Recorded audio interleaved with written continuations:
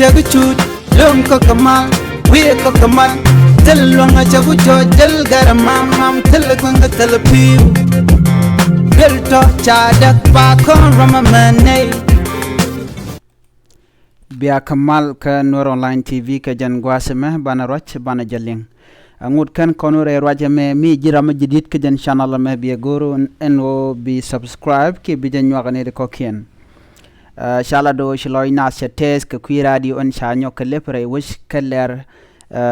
kasa Sudan ajela dana ban lingana me rajan shala do shara dio e shagang no ware wish kaler nyok lep nyok shloy nena di alteza lonko ngas ka jeno en radio ador mala roy ni te payben ke roy ndi jidini linga kaja ki be kareda we mon ke liu radio ameteke lot ko ba leretin konon talk ba kanun karede ana moshloy na tesa long a chete ka ngar medin me sha ngare wish kaler radio ler chete ka runwal gaka je ka kwiring ni dialte lat ka rodin re we ka so Sudan ni ka gwase dane che korje tore we ka so Sudan shwa radio chwaja ga ka kwiring tin konon talk radio ler mishal ke Nas FM mit pin radio community KTRC min lwagne diare wikeliu telet ka gwase kan wejne dakaje chala do chaje lebantama chala do ci jiwich loydien tesalon ko chanyo klip ne tin lab ke radio mo kanetin shal ke USAID United States Agency for International Development Reorganization Kamishali Shejah Salam Project Canadian Contin Lwaka Nasre Wikelar ko bara diomo baja nyok lebenyok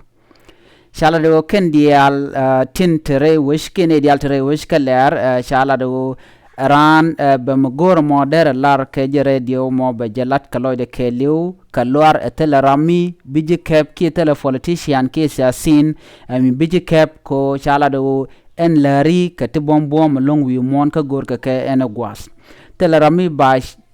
jako ba je peno la demandana der lar ka kwi mala ki ka kwirington kon lat ka rore we ka South Sudan ki re we ka lar ki gonten kon ten tie ka ja ki wi mon kelu chala do jin ci lor karik dia lat ka rodien jeno be mugor modere lar kare dio lar FM ki Nas FM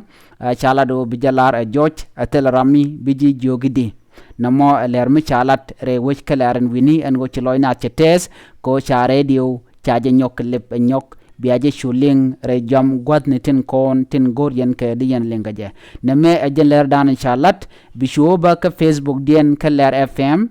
ki ka Nas FM endan ente ka Facebook ka social media ko bien leren kon lat ka rodien wi mon bien ga chwa LinkedIn radio ki Nas FM mo na me jeler dan di linga jen gwaseme mi jiram jidit ke jen channel me bi gorjin bi jen wakani ko kien ko de jangaje no cha radio me cha jelef re we keler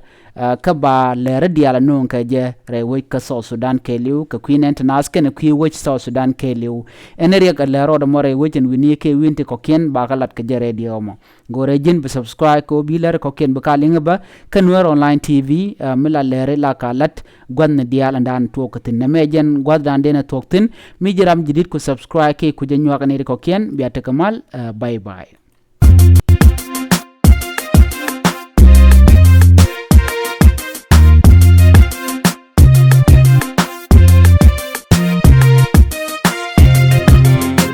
chaguchut lum ko kamal we ko kamal telwanga chagu jojal garamam telkwanga telpiu belto chadak pa kon ramamane